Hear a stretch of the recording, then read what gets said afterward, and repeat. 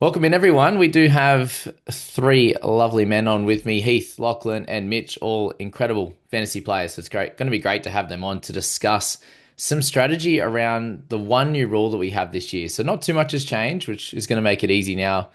Each and every year we've kind of got a bit of a sample size on how the game's going to work. But there's been one change, and that is the minor buyers, which is going to be 13, 16, and 19, which we're having Lockie was and Mark having a good laugh about that. We thought they might copy and paste it wrong from last year, which they did. So it'll be rounds 12, 13, 15, 16, and also 18 and 19 there are going to be 13 players only, and that's just starting team only. So you can do some looping and stuff like that, but just think of it as you need the 13 players to fill this starting screen here. And that is all you're going to need for all six of those weeks, which is a big change because in previous times we've had to go 13 into 17. When you have three teams on a bye and Origin guys out as well, potentially, it can be pretty tough to fill those weeks. So you probably would use more trades during that time. So that's something that may change as well. But just some, a little bit of housekeeping, guys. You do need to go on the computer to play right now. You cannot use the app. You can also use the browser, whether it's Safari or Google or something like that, on your phone. A little bit more clunky, and obviously I personally like using the computer. But if you don't own a computer, try it on the phone, and if that doesn't work, wait for the app, which will be by the end of Jan. So that's the big thing. I'm seeing a lot of people still comment there. If you can't get in, just do some learning, because that's what the next month or so is going to be about, and then we'll go from there. That's for sure. I know I did a muck around 5 minute team last night. It's like, I can't even do too much anyway, given we need to find out what's going to happen with the cheapies and the like. But Heath, we'll kick it off with you, mate. What are your general thoughts on the new rule, and have you thought of any strategies so far? Just been spending time mulling it over. I was a bit surprised actually. I thought that with working out that magic number, I expected the ninth interchange. Just with the prices, it all seemed to Mm. match up. So I think I was a little bit prepared for that and wasn't really prepared for that minor buy. But the more I think about it, I think it probably does meet, I guess, the issue that we're all finding last year a little bit better. There's probably a lot that comes into play with a ninth interchange, probably in terms of looping and covering on other weeks. Might have made it a little bit too easy across the board, and maybe favoured more experienced players that can do those sort of complex loops. So I kind of like it. And I think it definitely gives a few different strategies that people can take. I think a lot of people have straight up thought about carrying a few state of origin players, a few extra ones. That'll also mean a lot of money on the bench, though. So you could also look to have a few extra players and do some looping, maybe catch up in those rounds, especially if you get off to a bit of a slower start than everyone else. Then you could also try and save the trades if you burn through them a little bit earlier and possibly just try and fill that 13 a little bit easier and save them for the back end of the year. So it's going to be interesting, being that it's the first year, and I think there'll be definitely a few options that people take and figure out. And we'll just have to wait and see which one's the right one. Yeah, that's the cool thing with new rule changes is who's going to adjust the quickest. And we've seen over the last 2 years anyway that the last few rounds were a lot tougher a couple of years ago than last year. Maybe it does go back to a tough finish to the year, and maybe you do want to hold some trades like you mentioned there. Mitch, it's been a long wait for this fantasy game for you, and with how obsessed we know you are, and you've already done a shitload of drafts, it sounds like. Tell us about maybe your thoughts on some of the prices. Obviously, Lockie's been talking about the buying power has improved a little bit, and then your thoughts on the new rule there. Yeah, mate, it has. It's been a very long time. This time last year, we were already a month and a half behind what we were last year. So it's very exciting to get our hands back on it last night. And I know myself personally, I've already spent, a good few hours going through a lot of individual players and just kind of digesting it all one at a time. And if I'm being honest on the new rule, I'm 50-50. I think I'm leaning towards not liking it more than I do like it. Um, I personally think it lowers the skill gap a little bit. It makes the game a little bit easier, which is good for everyone. Don't get me wrong. A lot of it's more casual friendly, but for me personally, it definitely does lower the skill gap a little bit. You don't have to be as strategic through the buy rounds, depending on what strategy you use and utilize. Um, it just makes it easier for everyone, which is definitely a good thing. I think I'm just being a bit selfish in the fact that I don't personally like it. Yeah. But with the prices coming out last night, it's very exciting. I've had to play around with it, and it's very different to the last 2 years. I feel like we're come out round one side, we're going to be able to have a lot of big dogs in the side.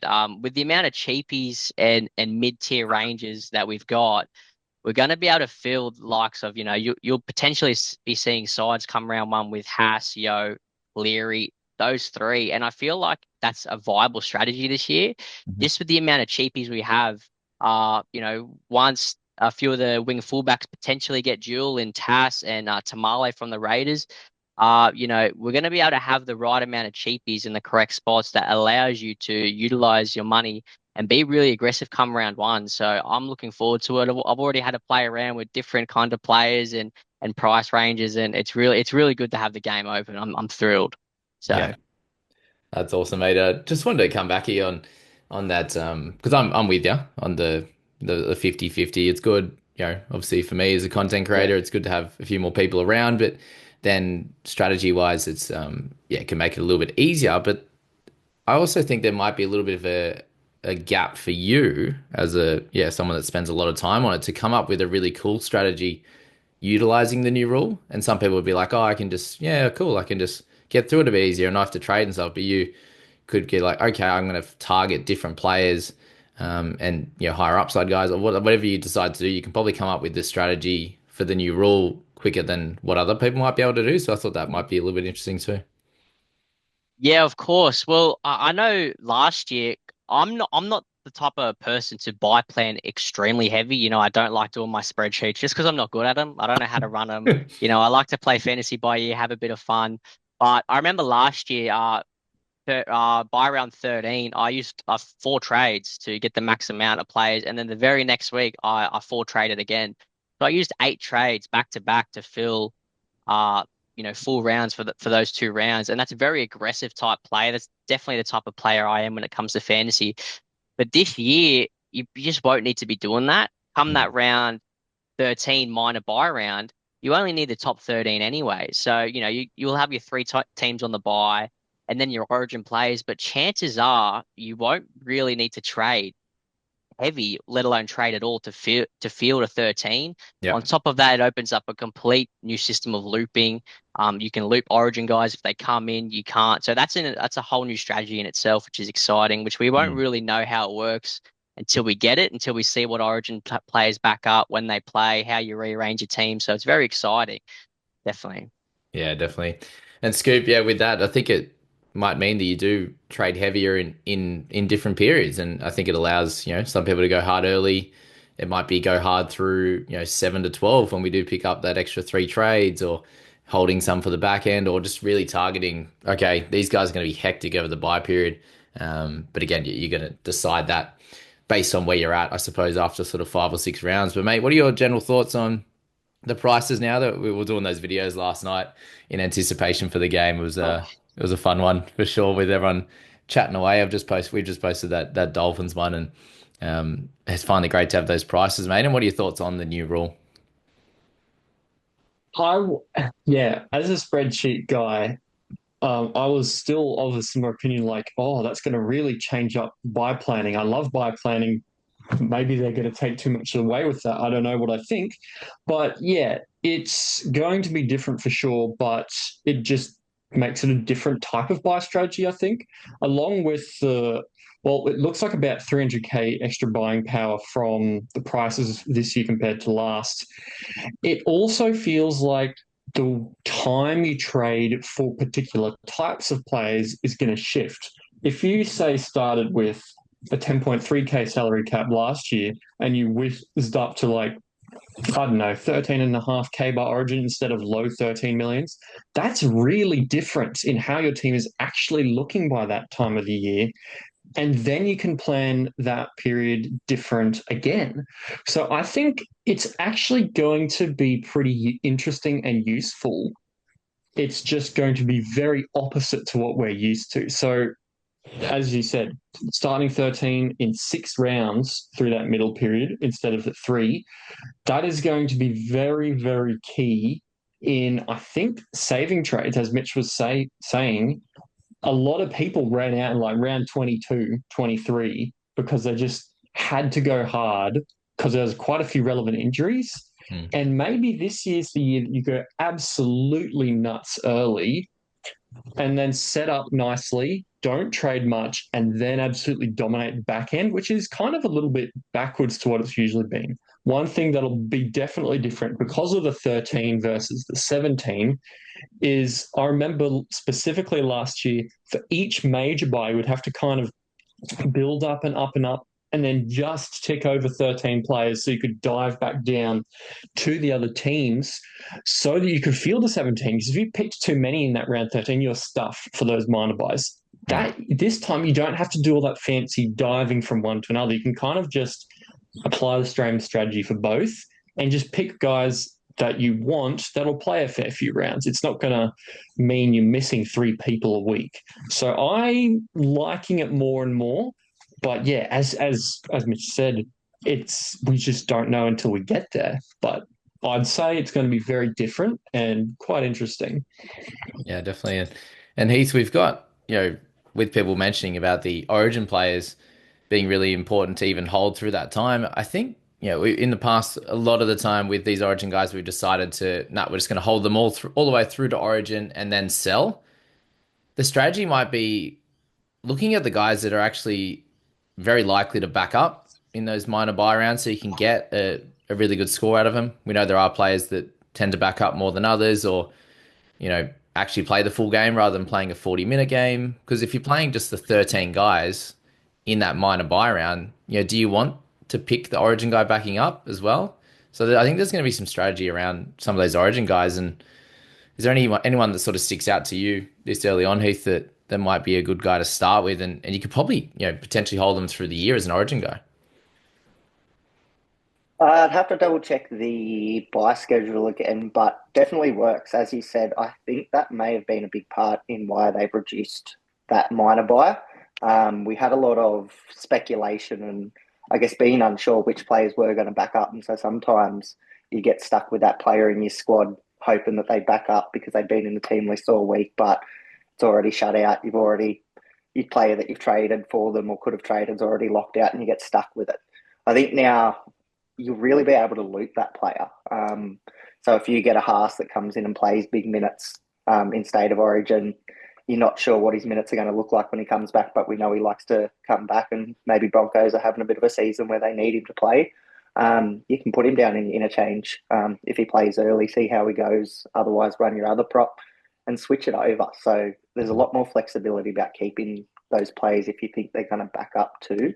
And I think there's also a lot of benefit sometimes in those State of Origin players. I know I made my biggest jumps last season picking up Payne Haas and Latrell Mitchell in State of Origin season where Yeah. Latrell just went on that run where I'd sort of given up on overall, and it sort of brought me back into the picture. And I went, hang on a second, because no one else was owning them. So, There you go. yeah, I think it's quite interesting to see how many different ways. Like the more we talk about it, the more I think about it. There's so many different strategies and ways to, I think, really use this. Whether you want to use those Origin players, whether you want to really take that money back out and invest it into your starting 13 to have someone strong. It's interesting time. Yeah, because in previous years you'd probably go, oh, could I start with 5 Origin guys? Probably not. You drop it down to like a 3, just because it's like, oh, it's forced trades come that time. So that part will be interesting. And Mitch, with those weeks, those minor buys, you're probably likely to have a 15 or 14, 15, 16 available, and we know obviously, yeah, doing well ourselves, mate, that looping becomes so important. And can you implore the people out there to learn about that looping, mate, as much as they're going up against you? No, of course. And honestly, when fantasy hits the off season, honestly, I tend to forget how to loop anyway. Even throughout the season, it's depending on how complex you want to go, which you can when duels come into it and things like that. Even sometimes I have to sit on my computer and just say it out loud. He goes here, he drops out, Yeah. he goes here, because that's what it is. Um, Yeah, it's very, very important. And I think last year with the minor buys, I think every minor buy last year I had 17. So it wasn't really a problem last year, but that was with the aggressive trading to get to it. So this year, I don't think it'll be a problem at all to field 13 in a minor buy round. No. You've only got three teams on the buy. Chances are some Origin players will back up. I think Angus Crichton backed up every Mm. game last year. I think Isaiah Yeo did.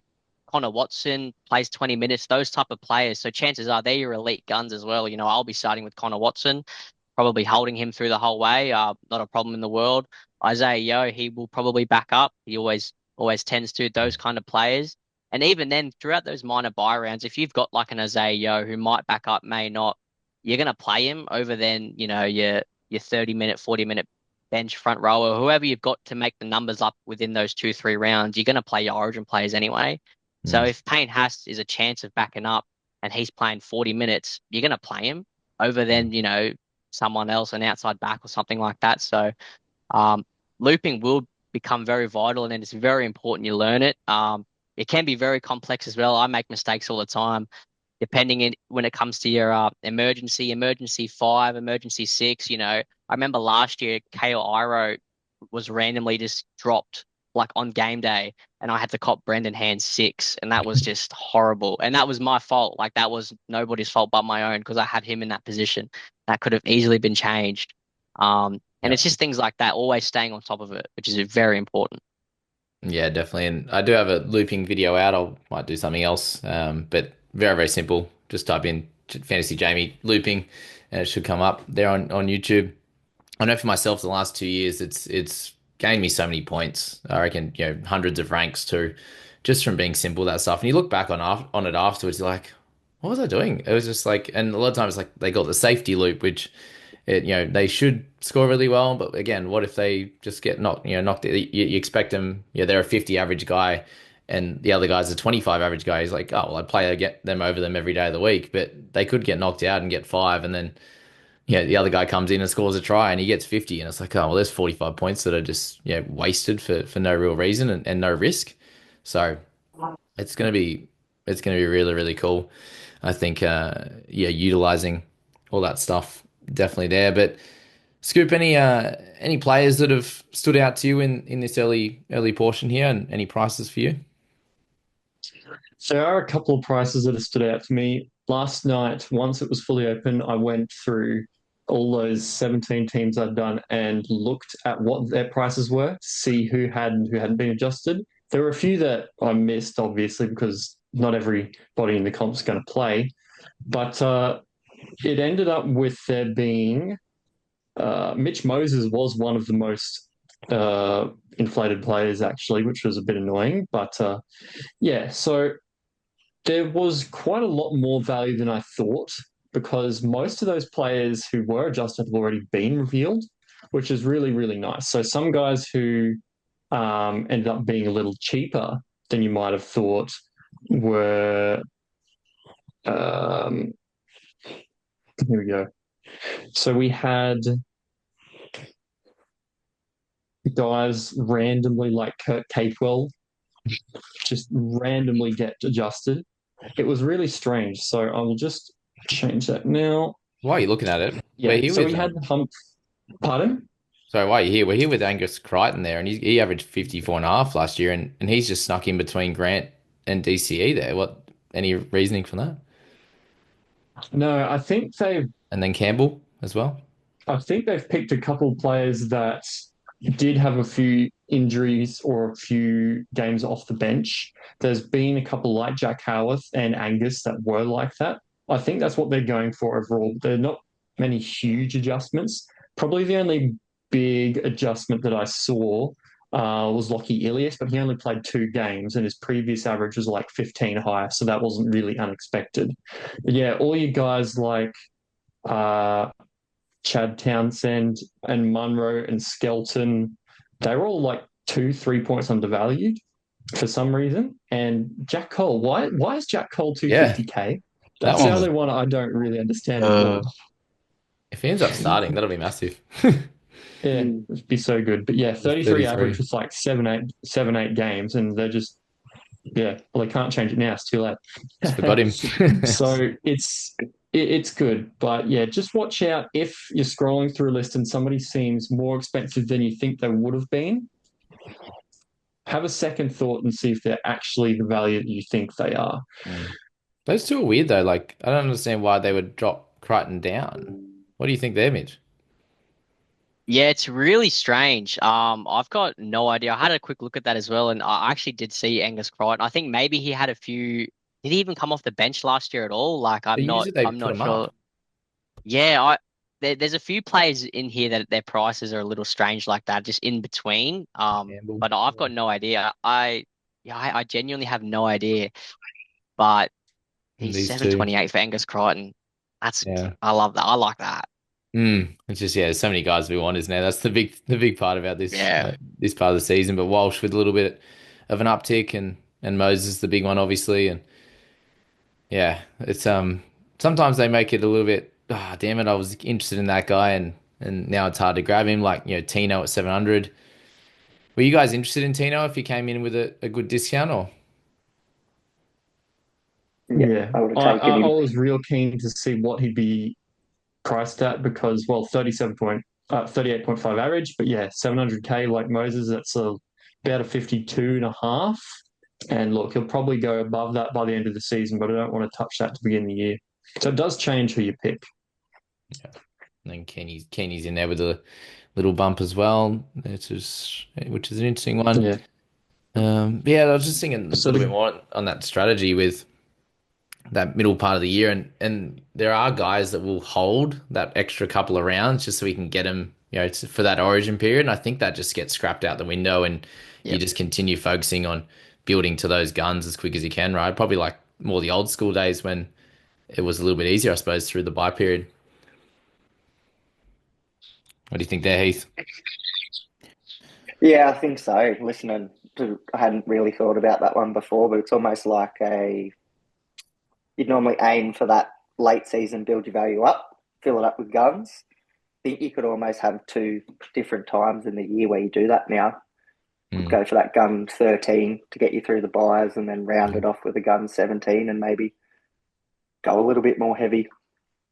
Yeah, and you're kind of carrying a bunch of those guns through that period anyway, and then when it gets to round 20, you've kind of almost done it, and it's just small changes from there, and then maybe just you're targeting upside on certain 3-4 round matchups, and like even just thinking about myself last year, getting to that end portion, I would have loved Isaiah Yo, and if we had those extra trades that I've saved through the middle, then I would have just got a cheapie and gone up to the 900 and whatever thousand it was to get Yo, just because of how important it is, and you maybe you can be a little bit more flexible with trades in that last sort of 5 or 6 weeks, which people weren't. So at least it will make that last 5 weeks very relevant. Like, and before it was kind of like, oh, if you've done your dash, you've used most of your trades, this person has more team value than me, I can't really beat them because I can't really do too much with trades. Whereas now it's like, oh, okay, this guy's gotten hot. The Chris Randalls of the world that average 53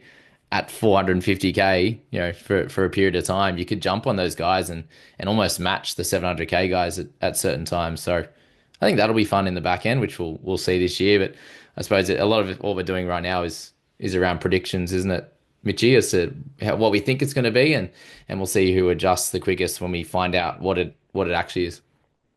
Yeah, of course, mate. We've had the last month and a bit of just begging for the app, and now, now it's all speculation. We've gone through who we think's going to play what minutes, things like that. Now it's just about learning, keeping our eye out for the trials, which is always really, really fun. Just gathering as much knowledge as we can. Everybody knows how to play fantasy. Like, everybody knows the rules and all that sort of things. It's all about, when team lists come, you make the right decisions. And that's a big goal of mine. I've always I tend to have a really good year, but I tend to struggle really bad at the start. My round one scores are horrible. And that's something that I really want to fix this year. So I think, yeah, that's what I'm going to be putting in the most amount of effort in for the next, 36 days and 16 hours. So no, I'm very, And very 53 exciting. minutes. Yeah, 53 minutes. And 10 So I seconds. can't wait. So That's awesome. And thanks so much for jumping on, guys. Heath, Lock, Mitch, there might be a couple others as well that do jump in and they're going to give their thoughts on certain players. When I go through, we're going to start it off with the hooking position. So you'll have my thoughts on them. We'll get the boys' little, synopsis, maybe, what they like most about them and what they're worried about with the verdict out of 10. That's going to be the plan, which will be awesome. So you get a few different guys' perspective. You can come to this channel, to this podcast, and get not just my opinion, but everyone else's opinion, and yeah, kind of be the one-stop shop for fantasy would be absolutely awesome. And make sure you do subscribe, guys, and hit that notification bell. They're going to be coming thick and fast. Hopefully you do like the sound of my voice, because it's going to be hitting your ears many minutes, many hours each and every day until round one, and every day for the next 9 months. So I know I can't wait for it all to come. We do have the Tigers pod that will come out after this, and then we will be getting into all of those positions. So expect to see these boys' faces very often. And thanks so much for that, boys. I think that was very insightful, and hopefully that helps you guys out with how you might want to play it, and potentially some of the guys you might look to start with.